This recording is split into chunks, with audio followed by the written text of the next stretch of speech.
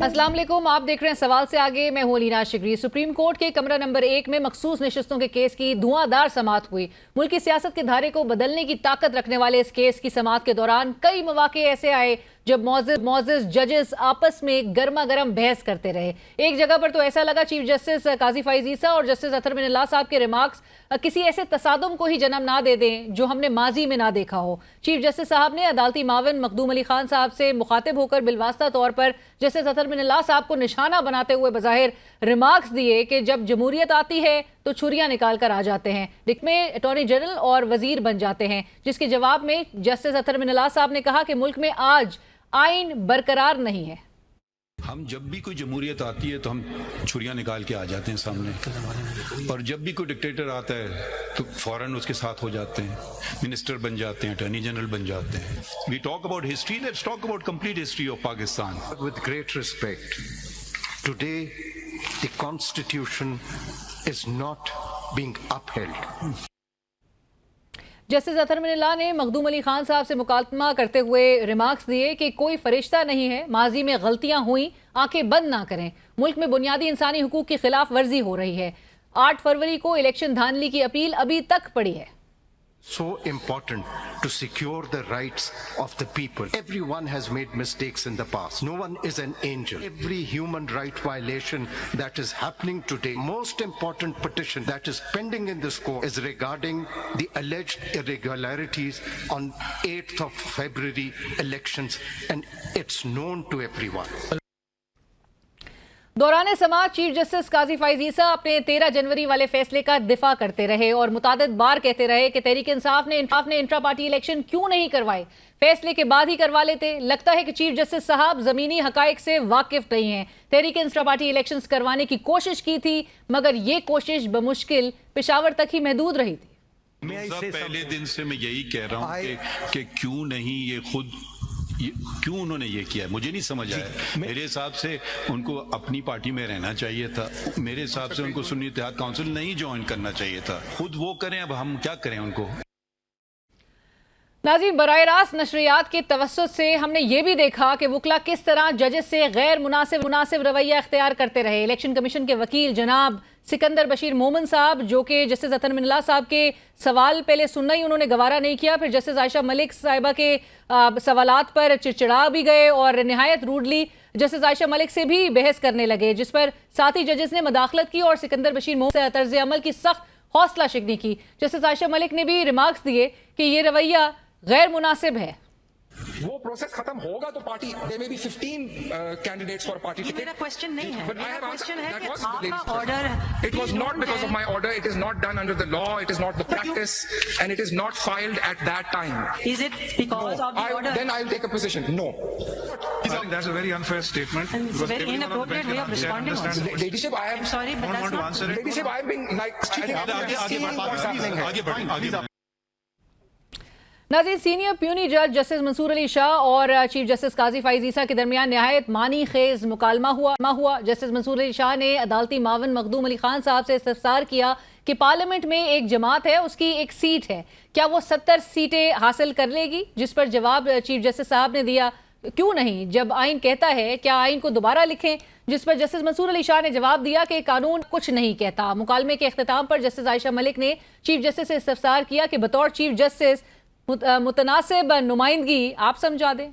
One political party with one seat in the parliament will get 70 now. Is that possible? Why not? Is it possible? Because when the constitution says so. I think it doesn't say that. Chale, for my benefit, I'm not as enlightened as the Chief Justice. आप समझा दें proportionality. समाअत के दौरान justice Mansoor Ali Shah ने election commission के वकील सिकंदर बशीर मोमन से इस्तफसार किया कि इलेक्शन कमीशन ने कैसे खुद से आज़ाद उम्मीदवार डिक्लेयर कर दिया। उनके पास पावर नहीं, हमने वोटर्स का तहफ़्फ़ुज़ करना है। How did the election commission come up and say you're independent and their right to vote? I mean, how was that right taken away and a person declared to be independent by ECP? समाअत के इख्तिताम पर Sunni Ittehad council के वकील फैसल सिद्दीकी साहब और chief justice काजी फैज ईसा के दरमियान खुशगवार जुमलों का तबादला हुआ।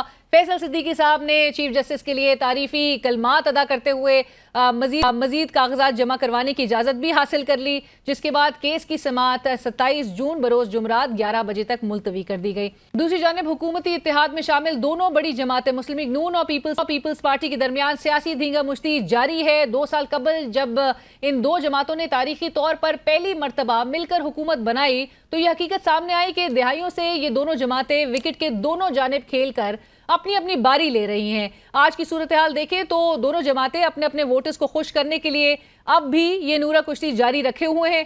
बंद कमरों में मिलते हैं तो जाती या पार्टी के मफाद की बात करते हैं, पोस्टिंग ट्रांसफर्स की बातें होती हैं, मगर जैसे ही अवाम में आते हैं तो रोटी कपड़ा और मकान याद आ जाता है। कौमी असम्बली में तकरीर करते हुए चेयरमैन पाकिस्तान पार्टी बिलावल भुट्टो साहब ने स्पीकर कौमी असम्बली से मुखातिब होकर कहा कि जो हकीकत आपको मालूम है वो इस्लामाबाद में बैठे हुए बाबुओं को मालूम नहीं। This budget is of the babus for the babus. Ground realities आपको मालूम है, किसी इस्लामाबाद में बैठा हुआ बाबू को मालूम नहीं है। और जब तक पॉलिटिकल इनपुट नहीं होगा तो फिर ये बजट जो है वो it will be a budget by the babus for the babus end of the babus. ये मुमकिन ही नहीं है कि कोई सियासतदान यह फैसला करे कि हम दूध पे 18% टैक्स लगाए। ये किसी बाबू का तजवीज़ होगा जी। वाज़ेह रहे आसवा भुट्टो साहिबा ने भी कौमी असम्बली इजलास में कुछ ऐसी ही तकरीर की थी, मगर इन लफ्जी गोलाबारी के बाद पीपल्स पार्टी बजट पास करवाने के लिए हामी भर चुकी है। कौमी असम्बली इजलास में ही खिताब करते हुए डिप्टी वज़ीर आज़म जनाब सेनेटर इसाक डार साहब ने पीपल्स जवाब देते हुए याद दिलाया कि और कहा कि पीपल्स पार्टी के सेनेटर्स और मेंबरान कौमी असम्बली के दरमियान डिस्कनेक्ट है। पीपल्स पार्टी के सेनेटर सलीम मांडीवाला साहब कायमा कमेटी बराए खजाना के चेयरमैन भी हैं। जो बजट है ये फिर फाइनेंस कमेटी जो सेनेट की स्टैंडिंग कमेटी है उसको रेफर हो जाता है। लगता है कि there is a disconnect between peoples party की leadership in national assembly and in senate. Salim Mandviwala sahab जो पीपल्स पार्टी की नुमाइंदगी करते हैं वो चेयरपर्सन है कमेटी की, स्टैंडिंग कमेटी के। और नाज़रीन प्रोग्राम का बाकायदा आगाज करते हैं। हमें ज्वाइन कर रहे हैं प्रोग्राम में सरदार लतीफ़ खोसा साहब, साबिक गवर्नर पंजाब, सीनियर रहनुमा पाकिस्तान तहरीक इंसाफ और मेंबर कौमी असम्बली। खोसा साहब अस्सलाम वालेकुम, बहुत शुक्रिया हमें ज्वाइन करने के लिए। Khosa sahab, chief justice of Pakistan justice Qazi Faez Isa sahab ने और सुप्रीम कोर्ट में आपको पता है चूँकि ये मखसूस नशस्तों के केस की समाअत आज भी जारी थी, अब थर्सडे को ये रिज्यूम वापस से होती है, लेकिन काजी फ़ाइज़ ईसा साहब ने कहा है कि PTI backed independent candidates they committed suicide by merging with Sunni Ittehad council. So Qazi sahab जानना चाहते हैं खोसा साहब कि आपने सुन्नी इत्तेहाद काउंसिल में शमूलियत क्यों इख्तियार की? देखें, ये जो उनके बातें हैं ये उन्हीं का शाखसाना है और आपकी ने इस बात की गूंज जो है हमराई जज साहबान से भी सुनी कि ये सारा फसाना जो है ये हमसे जब बल्ला छीन लिया गया और 11:30 बजे रात को माशाल्लाह काजी फ़ाइज़ ईसा साहब चीफ जस्टिस ऑफ पाकिस्तान साहब की सरबराही में जिस बेंच ने पेशावर हाई कोर्ट के फ़ैसले को जो है तौसीक की, वहाँ से शुरुआत हमारी जो है सारा हुआ। तो और फिर दूसरे जज साहब ने ज़रा चीफ जस्टिस साहब की थोड़ी वो जो है उसको डाइल्यूट किया कि इलेक्शन कमीशन ऑफ पाकिस्तान ने गलत तस्वर किया सुप्रीम कोर्ट के तशरीह की, सुप्रीम कोर्ट के फैसले की, और इन PTI के लोगों को आज़ाद बखेर कर फेंक दिया और वहाँ से सारा फसाद शुरू हुआ। और सब ने जज साहिबान ने कहा कि ये हर एक को पता है कि जो वोट है वो पाकिस्तान तहरीक इंसाफ को पड़ा है। तो ये डाइकोटमी आप इसको रिकनसाइल खुद कीजिएगा कि अगर फॉल्ट ऑफ द कोर्ट हो या fault of the statutory body election commission of Pakistan हो तो उसकी सज़ा माफ़ कीजिएगा किसी सियासी जमात को या आइन को नहीं दी सकती, जमहूरियत को नहीं दी जा सकती है। और वहाँ वो प्रिंसिपल असूल कहाँ गया कि प्रोपोर्शनेट रिप्रेजेंटेशन मिलेगी, मुतनासिब नुमाइंदगी हर जमात को मिलेगी। तो जब PTI ने जितनी, हमने तो वैसे 180 नशिस्तें जीती, लेकिन चले इन्होंने हमारी 100 नशिस्तें जो हैं फॉर्म 47 के ज़रिए वो मुतनाज़ा बना दी जो हम इलेक्शन ट्राइब्यूनल्स में हैं। और वो भी ये भाग रहे हैं क्योंकि कभी ये रिटायर्ड जजेस का ऑर्डिनेंस करवा देते हैं, जो आपने देखा इस्लामाबाद हाई कोर्ट ने मुअत्तल किया कि कौन सी जल्दी पड़ी हुई थी कि एक्टिंग सदर साहब ने जो है एक ऑर्डिनेंस के ज़रिए एक जो पार्लियामान का पास शुदा एक्ट था कि सर्विंग जजेस होंगे ट्राइब्यूनल, उसको आपने ऑर्डिनेंस के जरिए शब खून मारकर और रिटायर्ड जजेस और बल्कि chief justice Islamabad high court तो इस पे सवाल भी करने की पूरी ऑर्डिनेंस फैक्ट्री बना दी है। बट खोसा साहब, जहां पर बात हो रही है और आपने 13 जनवरी के उस फैसले का हवाला, और जो कि जाहिर है उसकी बात जो है वो पूरी इस केस की हेयरिंग में डोमिनेट करती हुई नजर आ रही है, हर चीज घूम फिर के उस 13 जनवरी के फैसले तक ही पे जाता हुआ नजर आ रहा है। लेकिन बल्ले का निशान जब छिन गया आपकी पार्टी से, तो फिर खोसा साहब इंटर पार्टी इलेक्शन आपकी जमात ने क्यों नहीं करवाए? देखें, ये भी बहुत बड़ा मजाक है। मैंने तो चीफ जस्टिस साहब को अपना अदालत के अंदर उनके रूबरू बड़े अदब से अर्ज किया था कि हमें आप पर एतमाद नहीं है, हम तो लेवल प्लेइंग फील्ड लेने आए थे, आपने तो फील्ड ही हमारे जो है पाँव से छीन ली, और हम अब जो है 25 करोड़ अवाम के पास अपना इंसाफ लेकर और फैसला करवाने जा रहे हैं। मैं आपसे ये नालिश नहीं चाहता, और मैंने वो वापस ले ली थी पीटीआई की जानिब से जो हमने तौहीन अदालत की थी।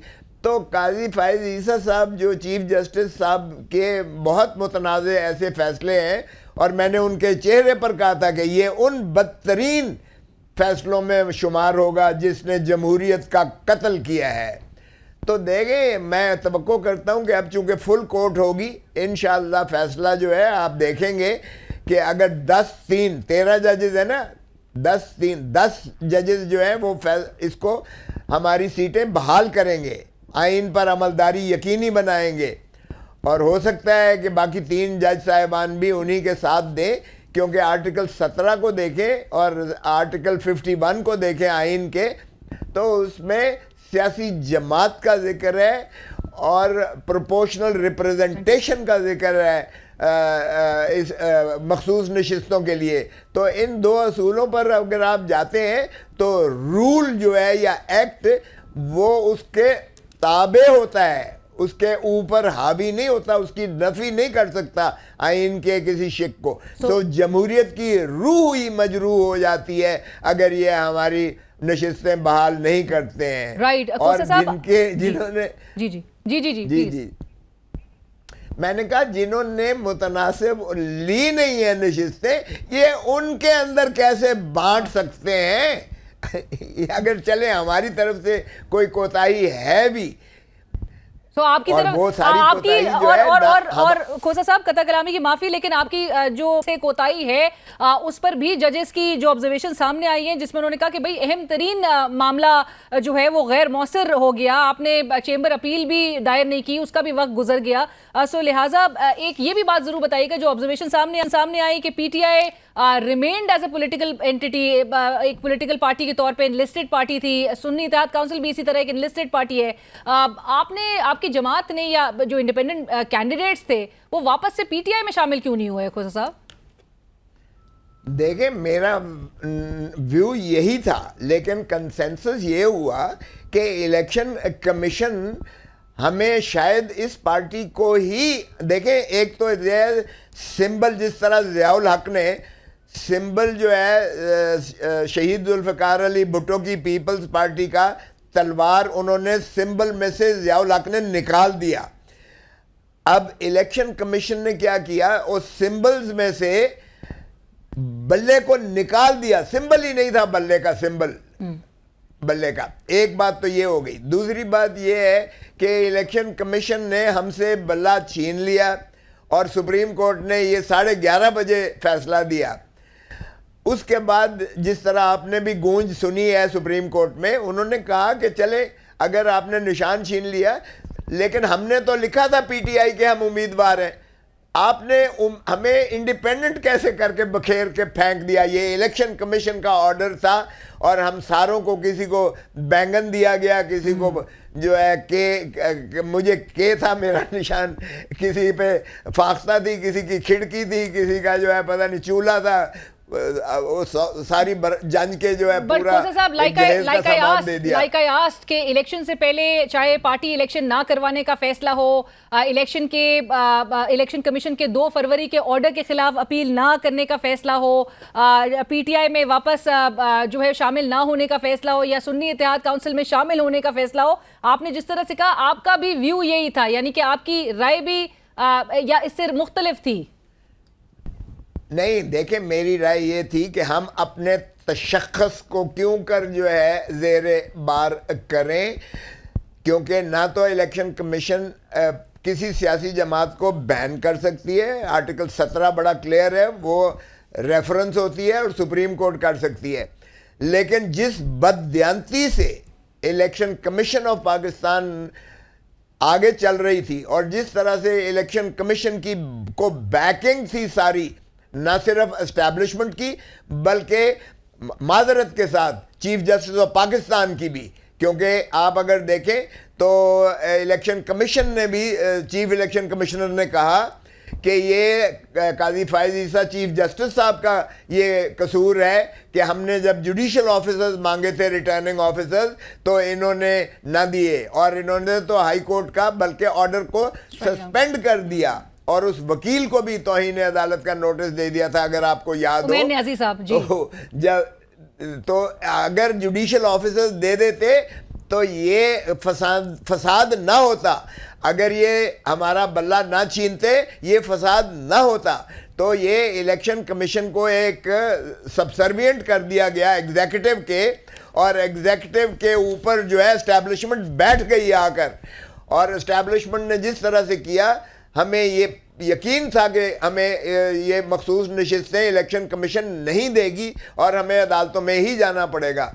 अब 2 ऑप्शन थे, एक ये कि हम पाकिस्तान तहरीक इंसाफ ही के ऊपर 3 दिन जो हमें मिले थे, हम इंडिपेंडेंट पाकिस्तान तहरीक इंसाफ में शामिल हो जाएं, लेकिन चूंकि इलेक्शन कमीशन हमारे इस कदर खिलाफ थी, उन्होंने हमारी वो एक्सेप्ट करना ही नहीं थी, हमारी शमूलियत को ही एक्सेप्ट नहीं करने थे, तो तय ये हुआ कि बजाय ये रिस्क लें, एक ऐसी रजिस्टर्ड पॉलिटिकल पार्टी जिसका सिंबल मौजूद है और जो इलेक्शन कमीशन के रिकॉर्ड पर एग्जिस्ट करती है, आईनी तौर पर, कानूनी तौर पर, चले उसमें शामिल हो जाए। उसमें हमें 3 दिन सिर्फ मिले थे, हमारे पास ऑप्शन जो थे, मैं उसमें शामिल था, तो हमने जो 3 जमातों के साथ बात की, जमात इस्लामी थी एक, दूसरा शेरपाव साहब की जमात थी, और तीसरा हमारे पास जो है सुन्नी इत्तेहाद का था, और उन 2 के साथ हमारा हो ना पाया, चूँकि जो भी एक तो किल्लत वक्त की थी और उनकी शूरा का तरीका अंदाज जो भी था, और फिर हम तहरीक सुन्नी में शामिल हुए। और मुझे नहीं समझ आती है कि देखें, सुन्नी इत्तेहाद में हमारी शमूलियत से वो पार्लिमानी पार्टी बन गई, और पॉलिटिकल पार्टी के जब हमारी अददी जो थी उसके हिसाब से हमें प्रोपोर्शनल रिप्रेजेंटेशन मिलना एक आईनी तकाजा था। 51 देख लें। अब हमें ये कहना कि जी सुन्नी इत्तेहाद चूंकि इलेक्शन लड़ी नहीं है, सुन्नी इत्तेहाद ने चूंकि लिस्ट नहीं दी है, उससे कोई फर्क नहीं पड़ता। माफ कीजिएगा, उससे कोई फर्क नहीं पड़ता, क्योंकि जब हम शामिल हुए, अच्छा आइन में 3 दिन दिए गए हैं, जब 3 दिन किस लिए दिए गए? जब हम शामिल हो गए तो वो पार्लिमानी पार्टी बन गई, उसका वो 100 जो है नशिस्तें बन गई उसकी, पाकिस्तान सुन्नी इत्तेहाद की, और उसी प्रोपोर्शन से जो है उसकी इस्तेहकाक है कि वो ख़वातीन को भी 27 ख़वातीन भी ले, और 10 जो है वो उनके अक़लियती भी बनते हैं। 37 हमारी नशिस्तें सीधी जो है वो उठा के हमारी और बंदर भांट करके दूसरों में बांट दी गई। बिल्कुल खोसा साहब, लेकिन कभी ऐसा भी होता है। जी बोलिए। देखिए, अगर हमें न भी देना मकसूद था तो उन्हें कैसे दे सकते हो भाई? जिन्होंने कोई उनकी प्रोपोर्शनल है नहीं, उनके कैसे आपने दे दिया? अगर कोई इबाम है तो वो भी जमहूरियत के हक में उसको तय करना पड़ेगा, आइन की रूह के हक में तय करना पड़ेगा, प्रोपोर्शनल रिप्रेजेंटेशन के हिसाब से आपको करना पड़ेगा। अगर कोई ग्रे एरिया है भी, और उसको आप रीडिंग डाउन का प्रिंसिपल कहते हैं, उसको आप फिल अप कर सकती है सुप्रीम कोर्ट। ये नहीं है कि लेजिस्लेट करना मकसूद है, बल्कि उसकी तशरीह ऐसी कर सकती है सुप्रीम कोर्ट कि ये जो है सुन्नी इत्तेहाद को ये उनकी नशिस्तें बनती हैं और उन्हें दी जाएं। इसी तरह जमहूरियत जो है बहाल होगी, इसी तरह आइन की रूह बहाल होगी और इसी तरह असेंबली चलेगी। और आपने जिस तरह से कहा कि आपको नजर आ रहा है कि ये डिसीजन आपके फेवर में आता हुआ और 13 जजेस आप कहते हैं कि आपके हक में फैसला देते हुए आपको ऑलरेडी आप फोर्सी कर रहे हैं। बट खोसा साहब, जहां पर आपने भी जिक्र किया 13 जनवरी के फैसले से मुतालिक जो बात जो रेज हुई ड्यूरिंग द हियरिंग्स के इलेक्शन कमीशन ऑफ पाकिस्तान ने सुप्रीम कोर्ट के फैसले की गलत अगर तशरीह की, मिस इंटरप्रेट किया, तो पाकिस्तान तहरीक इंसाफ इसमें क्यों नहीं अब तक फरीक बन रही? देखिए, हमारी ये नालिश ही हमारी है। देखें, ये जजेस ने किए है लेकिन हम उसमें शामिल हैं। आप देखें कि नहीं, लेकिन शामिल किस तरह से खोसा साहब, क्योंकि आज सलमान अकरम राजा से मुतालिक भी यही कहा जा रहा था कि आप फैसल सिद्दीकी साहब का केस जो है वो खराब कर रहे हैं जब वो रिप्रेजेंट कर रहे थे कमल जोसेफ साहिबा को। नहीं, चीफ जस्टिस साहब जो भी कहते रहे, देखें उनकी ऑब्जर्वेशंस हैं, उनके साथी जज साहिबान की भी ऑब्जर्वेशन सुन लें। उनके साथ कोई भी इत्तेफाक नहीं कर रहा। तो अगर वो ऐसी बात करते हैं तो ये प्रोबेटिव होते हैं, ये इंक्विजिटोरियल होते हैं। चीफ जस्टिस साहब भी उसका बेस्ट जवाब जो है चाहते हैं कि इसकी जो है तशरीह, ताकि फैसला लिखते वक्त वो उस चीज़ को बीट कर सकें जो दूसरी तरफ से एतराज़ किया जा रहा है। सो इसमें कोई हम कभी इसमें घबराते नहीं हैं अगर ऑब्जर्वेशंस आती हैं, लेकिन आप तो ऐसा बता देती हैं जैसे ये फैसला कर दिया है या ये उनकी हतमी राय है। ये हतमी राय कभी नहीं होती, जजेस नहीं होती। मैं आपको बताऊं, ये हमेशा इनक्विजिटोरियल होते हैं। ये आपको यानी आपका जवाब लेने के लिए, ताकि आपके उनके जो दूसरी तरफ से जो एतराज़ उठाया गया हुआ है उसको आपको कन्फ्रंट कराया गया है ताकि आप उसका जवाब दे सकें। इसका मतलब ये नहीं है कि जज साहिबान ने या चीफ जस्टिस साहब ने उनकी बात को तस्लीम कर लिया है और हतमी अपनी जो है फैसला कर दिया है, ऐसी बात नहीं है। राइट। खोसा साहब, आपकी इजाजत से एक मुझे ब्रेक शामिल करनी है। नाज़रीन कहीं मत जाएगा, डिस्कशन को आगे बढ़ाएंगे एक ब्रेक के बाद। Welcome back, we are in conversation with Sardar Latif Khosa sahab और डिस्कशन को आगे बढ़ाते हैं। खोसा साहब, वैसे अमूमी तौर पे देखा जाता है दरख्वास्त गुजार अक्सर औकात पर जजेस पर अदम एतमाद कर देते हैं। चाहे आपको याद होगा खावर मानिका साहब ने फैसले वाले दिन जज साहब पर अदम एतमाद कर दिया था। इमरान खान साहब तवातर के साथ अपनी रिजर्वेशंस का इजहार चीफ जस्टिस ऑफ पाकिस्तान के हवाले से या इस्लामाबाद हाई कोर्ट के चीफ जस्टिस से मुतालिक उसका भी इजहार कर चुके हैं। आप और आपकी गुफ्तगू से भी अगर अखज़ किया जाए तो क्या मैं गलत होंगी कि चीफ जस्टिस साहब के अब तक की जो उनकी ऑब्जर्वेशंस भी सामने आई हैं जब या जो कुछ उन्होंने रिमार्क्स दिए हैं उनसे आप मुतमईन नहीं हैं? नहीं, हम तो उनके सारे पिछले फैसलों से भी मुतमईन नहीं है और हमने तो बड़ा बबांगे दोहल का है। लेकिन इन तहफ़्फ़ुज़ात के बावजूद हम चूँकि फुल कोर्ट है, हमें अब यकीन है कि इंशाअल्लाह जो रूह होगी फैसले की वो आइन के तशरीह को सही करेगी, जमहूरियत को मजबूत करेगी और मुल्क में ये जो इंतशार और अफरा तफरी की कैफियत है इसको ज़ायल करने में हमें नशिस्तें देना पड़ेंगी, क्योंकि यही आइन की रूह है। ये अवाम का मैंडेट का मजाक नहीं उड़ाया जा सकता और ये डाका मारा है ये एस्टैब्लिशमेंट ने और एग्जीक्यूटिव ने और ये जो केयर टेकर हुकूमत है उन्होंने डाका मारा है। लेकिन आपने ये भी देखा कि ऑब्जर्वेशंस जो आई तो उन्होंने कहा जज साहब ने कि फिर हम भी अपने आइन से जो है और हल्फ के इनहराफ करेंगे अगर हम बुनियादी हकूक अवाम के जो है बहाल नहीं करेंगे या आइन पर अमलदारी को यकीनी नहीं बनाएंगे। और जस्टिस अतर मिनल्लाह साहब ने तो आज इतना तक कह दिया कि constitution is not being upheld. Khosa sahab, जो जुडिशरी की डिससैटिस्फैक्शन नजर आती है 8 फरवरी के इलेक्शन से मुतालिक, आप फोर्सी कर रहे हैं कि सुप्रीम कोर्ट इस हवाले से भी कोई बोल्ड स्टांस लेती हुई नजर आ रही है आपको आने वाले दिनों में? और चूंकि जस्टिस अतर मिनल्लाह साहब ने तो ये भी रिमार्क्स दिए थे कि 8 फरवरी के election so it's a fit case for suo motu. देखें, मुझे ये यकीन है कि इसमें जो सुप्रीम कोर्ट एक तो जो उन्होंने बल्ला छीनने वाला फैसला है उसको डाइल्यूट करेंगे और इलेक्शन कमीशन की सरजनिश यकीनन होगी कि हमारा मकसद ये बिल्कुल नहीं था कि किसी जमात के उम्मीदवारों को आप आज़ाद बखेर कर जो है हवा में फेंक दें। उससे ये है कि हमारा जो पाकिस्तान तहरीक इंसाफ की बतौर सियासी जमात के वो री एस्टैब्लिश हो जाएगा और हमें ये नशिस्तें हो सकता है उसी अम्ब्रेला में वापस मिल जाए, क्योंकि उन्होंने वाज़े तौर पर कहा कि लोगों ने पाकिस्तान तहरीक इंसाफ को वोट दिया है। ये कोई सुन्नी तहरीक को वोट नहीं दिया है, ये तो साफ जाहिर है। अगर इस तरीके से हमें एक डिवाइस अडॉप्ट करनी पड़ी तो वो डिवाइस हमें इसलिए अडॉप्ट करनी पड़ी चूँकि इलेक्शन कमीशन ने सुप्रीम कोर्ट के फैसले की तशरीह गलत करते हुए हमें उन्होंने बखेर के हवा में फेंक दिया।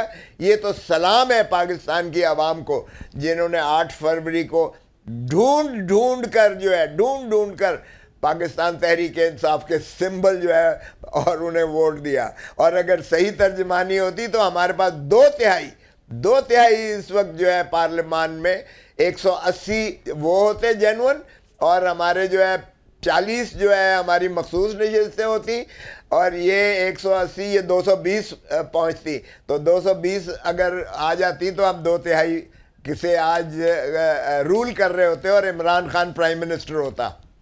राइट, बट खोसा साहब जो सर्कमस्टांसेस वो पूरी आवाम ने भी देखा, लेकिन आपने सही कहा कि बावजूद उसके लोगों ने सारे ढूंढ के सिंबल्स पे जो है वो मोहर लगाई है। बट खोसा साहब आज जो डिस्ट्रिक्ट एंड सेशन अदालत है उसने इद्दत में निकाह केस में जो सज़ा मौतली की अपील है उस पर फैसला महफूज कर लिया है। उस हवाले से भी ज़रूर आपके कमेंट्स चाहूँगी कि आपको क्या होता नज़र आ रहा है। अगर आप समझते हैं कि सज़ा मौतल होती है तो इमरान खान साहब की किसी और केस में आपको लग रहा है कि इट्स लाइकली दैट कोई अरेस्ट ये डाल चुके होंगे किसी और मुकदमे में?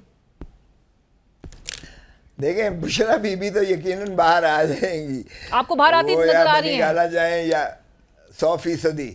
और जहाँ तक ताल्लुक है इमरान खान साहब का, ये अगर एक ऐसा भोंडा मजाक न करें कौम से, मुल्क से, आइन से, जमहूरियत से, बुनियादी हकूक़ से, इंसानी हकूक़ से, तो इमरान खान को भी बाहर आ जाना चाहिए। अब बताएं कि जो 11 महीने से पाबा सलासल है, जेल में है, उस पे ऊपर अब अगर कोई केस करते हैं तो उसकी कानूनी आइनी क्या हैसियत होगी। और लोगों के अंदर और ज़्यादा एक नफ़रत, और ज़्यादा गम गुस्सा, एक और ज़्यादा उनका जो है हमदर्दी होगी, पैदा होगी। और इनके ख़िलाफ़ जो है, जो हुकूमत है, वक्त है, उनके ख़िलाफ़ वो नफ़रत होगी कि आप ये बाहर जाने लायक नहीं रहेंगे। देखें, पहले भी जब इलेक्शन से 1 हफ़्ता पहले 3 केसेस में सज़ा की तो उसका अवाम ने रिएक्शन दिखाया 8 फरवरी को। अब भी कर लें अगर ये शौक करना है तो। इमरान खान तो डटा हुआ है, वो तो ना डील करेगा और ना ही वो मुल्क छोड़कर जाएगा। वो भले वो कहता है मैं अवाम को हकीकी आज़ादी दिला के रहूँगा, चाहे मुझे पाकिस्तान की ये सारी जेलें ही क्यों ना फिराएं। सो ये तो भूल जाएं कि एक केस दर्ज करें, 10 दिन और रख लेंगे, 5 दिन और रख लेंगे, हफ्ता और रख लेंगे, तो उसके बाद इमरान खान टूट जाएगा। ये होने वाला नहीं है। सो इसलिए जितना ये उसको तवालत देंगे, जितना असीरी उसको देंगे, जितना जेल में रखेंगे, उतना ही रिएक्शन जो है आवाम का वो न सिर्फ हमदर्दी से नफ़रत में बढ़ता जाएगा इनके ख़िलाफ़, नफ़रत से फिर बगावत में बढ़ता है। खुदारा मत करें 1971 वाले साने को मत दोहराएं। बहुत शुक्रिया, थैंक यू सो मच लतीफ़ खोसा साहब, आपके वक्त का, आपके टाइम का हमारे साथ मौजूद थे सरदार लतीफ़ खोसा साहब, साबिक़ गवर्नर पंजाब, सीनियर रहनुमा पाकिस्तान तहरीक इंसाफ, जिन्होंने कहा कि जिस नहज पे मामलात को लेके जाया जा चुका है और जिस तरह से लोगों में ऑलरेडी एक इश्तियाल पाया जाता है, इसको मज़ीद किसी अनटूवर्ड एक सर्कमस्टांसेस की तरफ ना धकेला जाए। और जो इद्दत में निकाह केस है और उससे मुतालिक वो कहते हैं कि उनको जो सज़ा मौतली से मुतालिक अपील है जिस पर आज फैसला महफूज किया गया है और 27 जून को सुनाया जाएगा, सो उससे मुतालिक वो कह रहे हैं उनको बुशरा बीबी एटलीस्ट बाहर आती हुई नज़र आ रही हैं। प्रोग्राम में वक्त हुआ एक ब्रेक का। ब्रेक के बाद जब वापस आएंगे तो हम बात करेंगे डॉक्टर्स पंजाब भर के जो सरकारी अस्पताल हैं उनकी OPDs बंद हैं, डॉक्टर सरापा एहतजाज हैं, हड़ताल 10वें रोज़ में एंटर कर चुकी है। मामलात क्या हैं, हुकूमत पंजाब अब तक क्यों नहीं इसको रिजॉल्व कर सकी है और मुतालबात क्या हैं डॉक्टर्स की जानिब से जो पेश किए जा रहे हैं, साथ साथ जो पेशेंट्स हैं, मरीज़ हैं, वो किस हद तक खमियाजा भुगत रहे, एक ब्रेक के बाद डिस्कस करते हैं। नाज़रीन, साहिवाल टीचिंग हॉस्पिटल में आतिशज़दगी का वाक़या पेश आना और उसके बाद जो चिल्ड्रन वार्ड में ये सारिया पेश आया, जिसकी वजह से बच्चों की अमवात भी हुई।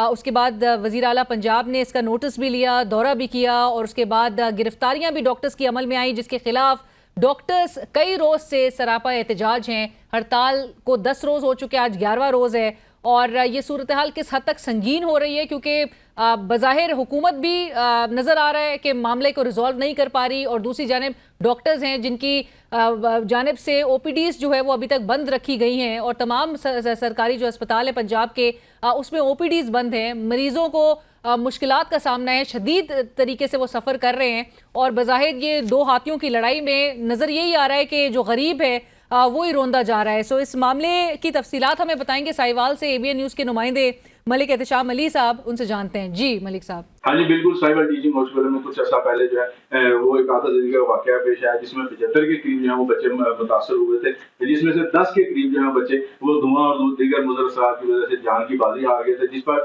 वज़ीर आला पंजाब मरियम नवाज शरीफ ने साहिवाल टीचिंग हॉस्पिटल का विजिट किया और यहाँ पर इंक्वायरी रिपोर्ट्स देखी और खुद भी तकरीबन 4 घंटे तक जो है यहाँ पर इंक्वायरी की, जिसके बाद उन्होंने MS Sahiwal teaching hospital principal Sahiwal जो है वो टीचिंग कॉलेज और उसके अलावा यहाँ पर AMS और दीगर जो अमला है उनको जो है गिरफ्तारी के जो अहकाम सादर फरमाए थे, जिस पर doctors, young doctor association, paramedical staff और दीगर अमले ने एहतजाज किया और जो है वो उनकी जो अहकाम है उनको मानने से इनकार किया। आज जो है मैं इस वक्त साहिवाल टीचिंग हॉस्पिटल में मौजूद हूँ। तकरीबन आज 11वां जो दिन है वो यंग डॉक्टर एसोसिएशन की हड़ताल को हो चुका है, यानी 11 दिन से OPD जो है वो बिल्कुल बंद की जा चुकी है। उसके अलावा जो वार्ड में काम है वो भी नहीं हो रहा। डॉक्टर्स का मुतालबा यही है कि जो उनके जो अहकामात हैं जो मरियम नवाज शरीफ ने दिए थे वो जो है वो उनको वापस लिया जाए। उसके अलावा जो उनके सीनियर जो डॉक्टर्स हैं उनके साथ जो हत्या के मेज रवैया पुलिस ने जो अपनाया था उस पर भी पुलिस जो है वो माफी मांगे। इस वक्त हमारे साथ एक मरीज के लवाहिकीन मौजूद है, उनसे पूछते हैं कि साहिवाल में जो इस वक्त उनको क्या टीचिंग हॉस्पिटल में उनको क्या मुश्किलात का सामना है।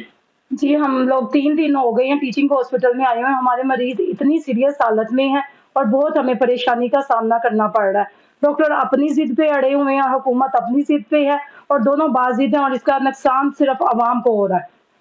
जी बिल्कुल, जो इस वक्त शहरी हैं उनका यही कहना है कि दोनों साइडें जो है ये डॉक्टर्स जो है वो भी और हुकूमत भी जो है वो अपनी अपनी साइड पे अड़ी हुई है और इसका सिर्फ नुकसान जो है वो आवाम को हो रहा है। जी इस हवाले से गुफ्तगू करेंगे, हमें ज्वाइन कर रहे हैं डॉक्टर मुदस्सिर नवाज साहब, चेयरमैन हैं आप यंग डॉक्टर्स एसोसिएशन पंजाब के। डॉक्टर साहब अस्सलाम वालेकुम, बहुत शुक्रिया हमें ज्वाइन करने के लिए। डॉक्टर मुदस्सिर, सबसे पहले तो ये बताइएगा कि 10 रोज से ये जो हड़ताल जारी है ये नौबत यहाँ तक आई कैसे है? बिस्मिल्लाहिर्रहमानिर्रहीम, बहुत शुक्रिया मैडम आपके टाइम देने का। आपने जो ये स्टार्ट किया कि 10 रोज से हड़ताल जारी, आप यहीं से अंदाजा लगा लें कि वो रियासत जिसकी ये बुनियादी जिम्मेदारी है कि वो इस रियासत में रहने वाले हर शहरी, खा वो मरीज है, खा वो डॉक्टर है, खा वो इंजीनियर है, वो मीडिया का नुमाइंदा है या वो किसी भी शोबाए जिंदगी से ताल्लुक रखता है, उसकी सेहत, उसकी जान, उसकी माल और उसकी बुनियादी जो सहूलियात हैं उसकी जो जिम्मेदार है वो पिछले 10 दिन से डॉक्टर्स भी सरापा एहतजाज हैं, कहीं ना कहीं मरीज भी सरापा एहतजाज हैं। लेकिन अनफॉर्चुनेटली जिनकी ये जिम्मेदारी थी कि चीजों को रिजॉल्व किया जाए, रियासत माँ की तरह की होती है, वो हम उस माँ की जानिब से सिर्फ रियासत को, रियासत में काम करने वाले उन मसीहाओं को जो अपनी जिंदगियां यहाँ पे देते हैं, जो ईद शबरातियां अपनी अस्पतालों में गरीब मरीजों के साथ गुजारते हैं, उनको सिर्फ धमकियां लगाई जा रही हैं, उनको सिर्फ प्रोवोक किया जा रहा है, उनको पोक किया जा रहा है और सीरियसनेस के लिहाज से डायलॉग की बात आप मीडिया पे नंबर टांगने के लिए ही पेशकश कर दें। डॉक्टर मुदस्सिर, आपने कहा धमकियां दी जा रही हैं, धमकियां किसकी तरफ से दी जा रही है? क्योंकि हमें तो हुकूमती साइड की तरफ से जो वर्जन सामने आता है वो यही है कि आपसे मुज़ाकरात की कोशिश की जा रही है, लेकिन आप लोग एडमेंट हैं इस बात पे कि हड़ताल जो है वो एंड नहीं करनी जब तक वजीर आला पंजाब जो है वो माफी नहीं मांग लेती। मैडम ये तो एक इमोशनल जो है वो लगा रहे हैं। आप देखें वजीर आला पंजाब मैडम जब गई हैं साहिवाल तो उनको सबसे पहले तो इस बात पे अपनी टीम को हथकड़ियां लगवानी चाहिए थी कि उन्होंने उनको मिसगाइड क्यों किया, क्योंकि जो डिपार्टमेंट जिसका रिस्पॉन्सिबल होता है वही जाहिर है हकाम बाला को ब्रीफ भी करता है। उन्होंने ये नहीं बताया कि यहाँ पे रीवैम्पिंग के नाम पर सस्ता मटेरियल लगा जिसकी वजह से फायरिंग अपना आग लगी, बिल्डिंग में आग लग गई। आग लगने से बच्चे पुलिस के, उन्होंने नहीं बताया कि यहाँ पे घटिया किस्म का मटेरियल यूज हुआ था। उन्होंने नहीं बताया कि यहाँ पे अगर आग लग गई तो कोई इमरजेंसी इखराज नहीं था। उन्होंने नहीं बताया कि आग लग गया तो उसको फौरन तौर पे बुझाया जाने का कोई मैकेनिज्म है कि नहीं है। उन्होंने बताया तो उन्होंने अपनी जाती खुन्नस निकाली, अपना जाती गुस्सा निकाला डॉक्टर्स पे, और ये कहा जी कि इसमें डॉक्टर्स कसूरवार हैं। और उसके ऊपर मैडम ने भी नहीं सोचा, उन्होंने हजारों की तादाद में पुलिस को बुलाया। वो प्रोफेसर जिसने जिंदगी के 40-45 साल इस फील्ड को दे दिए, जो बाहर नौकरी छोड़ के पाकिस्तानी अवाम को सर्व करने आया, उसकी इस हद तक, वो हमारे टीचर हैं, इस हद तक तजलील कि पहले उनके हाथ आपने पीछे बांध दिए, फिर दीवार के साथ लगा दिया, फिर पुलिस को हुक्म दिया कि तुम्हारे रास्ते में जो डॉक्टर, जो नर्स, जो पैरामेडिक्स आता है उन पे बदतरीन तशद्दुद करो, तुम्हें इजाजत है। तो उसके ऊपर एक, ये तमाम माशरों में ऐसा होता है, तमाम मुहज्जब माशरों में ऐसा होता है कि अगर आप मिसगाइड हो गए, आप बड़े हैं, आप हमें एक बार बुलाएं तो सही, वो वजीर आला पंजाब है, वो कहें कि बेटा आप आओ मेरे साथ बैठो, आपको लगता है कि मैं बड़ी हूँ, मैं तुम्हें बुला रही हूँ, मेरे साथ आके बैठो, जिसका भी कसूर होगा हम उसको जरूर सजा देंगे। हमारा भी दिल बड़ा होता है, हमारी भी कॉन्फिडेंस बिल्डिंग होती। और हमने कल भी म्यो में प्रेस कॉन्फ्रेंस की है, उस प्रेस कॉन्फ्रेंस में भी हमने यही कहा कि हमारे मुतालबात बड़े सिंपल है। सहीवाल वाला इशू है, उसके जिम्मेदारान को ये जानबूझ के उसको मिलाइन किया जा रहा है कि सिर्फ वजीर आला माफी मांगे। हम ये नहीं कह रहे, हम ये कह रहे हैं उसके जिम्मेदारान को, जिन्होंने गलत गाइड किया, जिन्होंने सस्ता मटेरियल प्रोवाइड किया खानेवाल में, जिन्होंने जो है वो सस्ती मेडिसिन दी, जो बिल्कुल जो मुजरिम है उनको कैफरे किरदार तक पहुंचाना चाहिए, इसको इन्वेस्टिगेट इसकी, और जो आप लोग डिमांड भी कर रहे हैं कि इसकी थॉरो जो है इंक्वायरी होनी चाहिए। बट डॉक्टर मुदस्सिर, मजीद मुतालबा है क्या आपके यंग डॉक्टर्स एसोसिएशन का? आप देखें, इसके अलावा जो मुतालबात हैं वो मेरा ख्याल है इतनी दफा हम आपके मीडिया के कैमराज भी उसको कवर भी कर चुके हैं, इन तक पहुंचा भी सके। आप देखें, एक डॉक्टर जो है वो अगर आपके घर में भी डॉक्टर होगा, आपकी फैमिली में या आपके जानने वालों में जरूर होगा कि पहले किसी भी फैमिली में अगर कोई डॉक्टर बनने जाता था तो उसके माँ बाप के दो ख्वाब होते थे। एक ये कि ये एक इज्जतदार पेशा है जहाँ पे लोगों को शिफाएं मिलती हैं, नंबर 1। नंबर 2, माँ बाप होने के नाते वो ये सोचते थे कि हमारी औलाद का फ्यूचर सिक्योर हो जाएगा। लेकिन जैसे ही ये लोग आए हैं, इन्होंने डॉक्टर्स को जॉब सिक्योरिटी क्या देनी थी, इन्होंने दिहाड़ी पे रखना शुरू कर दिया है। ये इससे बड़ी जुल्म और सितम क्या हो सकती है कि मुल्क का सबसे पढ़ा लिखा तबका, जो कोरोना के दौर में जब माँ बाप ने भी बच्चों को हाथ लगाने से इनकार कर दिया था, इन्होंने सर्व किया, उनको दिहाड़ी पे रखा जा रहा है। और वो ये नहीं है कि आपको रोजाना की दिहाड़ी मिलेगी, आप अपनी अवेलेबिलिटी शो करेंगे, 70 किलोमीटर के अंदर अंदर कहीं भी आपको ऑर्डर आएगा कि इस हफ्ते आप एक दिन की ड्यूटी वहां पे जाके 2200 रुपए के इवज में करें, और अगले दिन आप फारग हैं। आपकी इतनी तजलील तो मेरा ख्याल है किसी भी महकमे की नहीं होती। आप उनको 9 से 10 हजार डॉक्टर जो एडहॉक पे पिछले कई सालों से काम कर रहा है, ऑल ऑफ द सडन ये पॉलिसी बनाते हैं जी कल से वो नौकरी पे नहीं आएंगे। आप बताएं, वो 9-10 हजार डॉक्टर नहीं है, वो 9 से 10 हजार खानदान है जिनको आप माशी कत्ल करने जा रहे हैं। इसके ऊपर रिस्पॉन्स ना आए तो और क्या हो। 2018 में चीफ जस्टिस की अदालत साकिब निसार ने बजट एलोकेट करके इनको डायरेक्शंस दी कि इनकी एचपीए और केपीआई आपने क्लरिकल स्टाफ की मिस्टेक की वजह से बंद किया, वो इनको दे दें। उसका बजट भी अलाउड हो जाता है, हमें नहीं मिलता, हम 12 प्रोटेस्ट करते हैं, ये प्रेस कॉन्फ्रेंस करके हमें यकीन दहानी खिलाते हैं, हम वापस चले जाते हैं। उसके बाद फिर वही तमाशा, सिक्योरिटी लेजिस्लेशन, हर दूसरे दिन अस्पताल में सहूलियात ना होने की वजह से, लाइफ सेविंग ड्रग्स ना होने की वजह से, ज्यादा बेड्स ना होने की वजह से, मुफ्त अद्वियात ना होने की वजह से आए दिन मरीज और डॉक्टर्स आपस में दस्तों गिरेबां होते हैं। उसके ऊपर जब हम प्रोटेस्ट करते हैं तो कहते हैं जी आपको सिक्योरिटी बिल दे देते हैं, जब हम वापस जाते हैं तो सिक्योरिटी बिल नहीं होता। इसके साथ साथ मैं एक चीज ऐड करना चाहूंगा मैडम, जो सबसे इंपॉर्टेंट है। आप देखिए, आज आप लोग सारे ये कवर कर रहे हैं कि ओपीडी बंद होने की वजह से हजारों मरीज मुतासर हो रहे हैं, जो कि है हकीकत बात है। और आप डॉक्टर से भी तवक्को यही रखते हैं कि आप लोग का भी ओत होता होगा कि मरीज जो है वो सफर ना करें, उनको बचाना है। मैं आपको इसका एक और भयानक चेहरा दिखाना चाहता हूँ कि ओपीडीज आप आज फंक्शनल करते हैं। रोजाना की बुनियाद पर आप मुझे ईमानदारी से बताएं, आप अपने मीडिया के लोगों को, कैमरामैन को अस्पतालों की इमरजेंसी में भेजें, कितने सैकड़ों की तादाद में लोग ऐसे हैं जो वेंटिलेटर ना होने की वजह से मर रहे हैं। सैकड़ों की तादाद में, रोजाना बेसिस पे सैकड़ों की तादाद में ऐसे लोग हैं जो जिनको लाइफ सेविंग ड्रग नहीं मिल रहे तो वो मर रहे हैं। सैकड़ों की तादाद में मरीज ऐसे हैं जिनको ऑपरेशन थिएटर नहीं मिल रहे, वो वापस जा रहे हैं, उनको बेड्स नहीं मिल रहे, वो वापस जा रहे हैं। ये रोजाना हो रहा है। हम ये रोजाना फेस कर रहे हैं। जब हम इनको दिखाते हैं तो ये एक्चुअल बात नहीं बताते, ये बस ये जी डॉक्टर ने हड़ताल कर दी जी मरीज ख्वार हो रहा है। जो रोजाना आपकी पॉलिसीज की वजह से मरीज मर रहा है वो ज्यादा हाईलाइट करने की जरूरत है कि वो एक कम नौयत का ओपीडी में आने वाला मरीज जो आज भी किसी ना किसी तरीके में वार्ड्स में और इमरजेंसीज में चेक हो रहे हैं और वो सीरियस नौयत के मरीज नहीं होते। भाई unavailability, but doctor Mudassir, unavailability of doctors naturally has led to this crisis. आप अब मुझे ये बताइए कि एहतजाज जब मजीद कितने रोज तक और जारी रहेगा? मैं इस पे भी आपको एक और पॉइंट दे देता हूँ कि अनअवेलेबिलिटी का लिहाज इस तरह है कि पंजाब जैसे सबसे बड़े सूबे में एक डॉक्टर 10,000 लोगों के लिए है। ये अनअवेलेबिलिटी नहीं है तो और क्या है? सुबह ओपीडी में 500-700 मरीज पर्ची बनवाता है, लेकिन टाइम कम होने की वजह से, डॉक्टर कम होने की वजह से एक रूम में 200 से 300 मरीज सिर्फ चेक हो पाता है। 200 से 300 ओपीडी खुलने के बावजूद वापस आ रहा है एक कमरे से। रोजाना 1000, 1500, 2000 मरीज सिर्फ इसलिए वापस जा रहा है कि आउटडोर का टाइम खत्म हो गया, डॉक्टर कम थे, नर्सेज कम थी। वार्ड में मरीजों को हम 2-2, 3-3 माह का, आपने सुना होगा, ऑपरेशंस का टाइम देते हैं। वो क्यों देते हैं? वो इसलिए देते हैं कि मरीज ज्यादा हैं, ऑपरेशन थिएटर थोड़े हैं। एक दिन में 8 से 10 ऑपरेशन हो सकते हैं, लेकिन जो मरीज वहां पे ऑपरेशन करवाने आए हैं वो 40 एक अस्पताल में वो 40-40, 50-50 हैं। तो जाहिर है उनको ऑपरेशन थिएटर ना होने की वजह से उनको 2-2 महीने का टाइम दिया जाता है। वेंटिलेटर ना होने की वजह से उनकी मौत होती है। तो आप ये इशू हाईलाइट क्यों नहीं करते? राइट, ओपीडी बंद होती है। बिल्कुल, आई एग्री विद यू। बिल्कुल डॉक्टर मुदस्सिर, आपकी बात बिल्कुल दुरुस्त है, लेकिन वजीर सेहत चूंकि साहिवाल में ही मौजूद हैं, कोई राब्ता, कोई मीटिंग्स आपकी एसोसिएशन के साथ हो रही है? राब्ते में वो हैं, मुतालबात सुने जा रहे हैं? मैडम, हम तो रोजाना मुतालबात पेश कर रहे हैं। Indirectly young doctors association Punjab से बिला वास्ता डायरेक्टली तौर पर डिपार्टमेंट ने बिल्कुल राब्ता नहीं किया किसी भी किस्म के मुज़ाकरात के लिए। और हमने कल प्रेस कॉन्फ्रेंस करके कहा था कि हमें शौक भी नहीं है, आप हमारे साथ बेशक मुज़ाकरात ना करें। हमने ये अपना 3 निकाती एजेंडा मीडिया के सामने रख दी है, आप इसको अप्रूव कर दें। हम 30 सेकंड से पहले वो टेस्ट खत्म करके वापस ड्यूटियों पे चले जाएंगे। हम तो ये कह ही नहीं, हम तो बस ये तो है ही नहीं।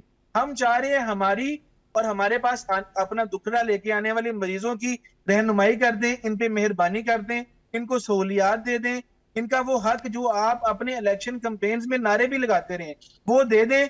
हम 24 घंटे क्या, हम 36 घंटे भी ड्यूटियां करने को तैयार। और जो वजीर आला पंजाब, राइट, बट आखिर में ये बता दीजिए डॉक्टर मुदस्सिर, वजीर आला पंजाब से जो माफी मांगने का मुतालबा किया जा रहा है, चीफ सेक्रेटरी जो सेक्रेटरी सेहत हैं उनसे माफी मांगने का मुतालबा किया जा रहा है, उस मुतालबे पे भी अभी भी कायम है यंग डॉक्टर्स एसोसिएशन? मैडम, आप देखें, आप खुद बताएं, किसी भी मौजूद माशरे में क्या होता है कि जब इतना एस्केलेशन आ जाती है और सामने आप अगर आप वो सीसीटीवी फुटेज देखेंगे ना तो आपकी रूह कांप जाएगी कि एक डॉक्टर के ऊपर 50-50 पुलिस वाला लाठी चार्ज कर रहा है, उनको डंडे मार रहा है, कोई उनको ठुड्डे मार रहा है, कोई सर पे चोटें लग रही हैं, एमएलसी हो रही हैं। और जिनसे हम पढ़े हैं, जिनसे हमने ये मरीजों को ठीक करना सीखा है, जिनसे हमने लोगों में शिफा बांटनी सीखी है, हमारे टीचर्स, उनको हथकड़ियां लगा के दहशतगर्दों की तरह दीवारों की तरफ मुंह करके और उसके बाद उनको गिरफ्तार करके लेके जा रहे हैं। उसके ऊपर हम ये कह रहे हैं कि चलें, आपकी अना बढ़ी है तो हम सेक्रीफाइस करते हैं। मैडम, मरियम नवाज की अगर अना बढ़ी है, हम सेक्रीफाइस करते हैं। हम ये कहते हैं कि आप कम से कम ऐसा प्रेसिडेंट सेट कर दें, इन जिम्मेदारान जिनकी वजह से ये फायरिंग हुई है, जिनकी वजह से 9 बच्चे जुलस के राख बन गए, उनको सजा तो दें ताकि आइंदा किसी और अस्पताल में ऐसा वाकया ना हो। तो करें कि किसी और अस्पताल में अगर आग लगती है तो उसका कोई हंगामी बुनियादों पर मरीजों को, डॉक्टर्स को, वहां पे अस्पताल में आने वाले लोगों को बचाने के लिए कोई तो मैकेनिज्म हो। इस साहिवाल के इंसिडेंट से हम कुछ तो सीखें सियासत करने के अलावा। हमारा ये मुतालबा है। बहुत शुक्रिया डॉक्टर मुदस्सिर नवाज साहब। लेट्स सी आने वाले दिनों में किस तरह से ये पेशरफ्त इस मामले पर होती है। प्रोग्राम की टीम अलीना शिगरी को इसी के साथ इजाजत दीजिए। अल्लाह हाफिज।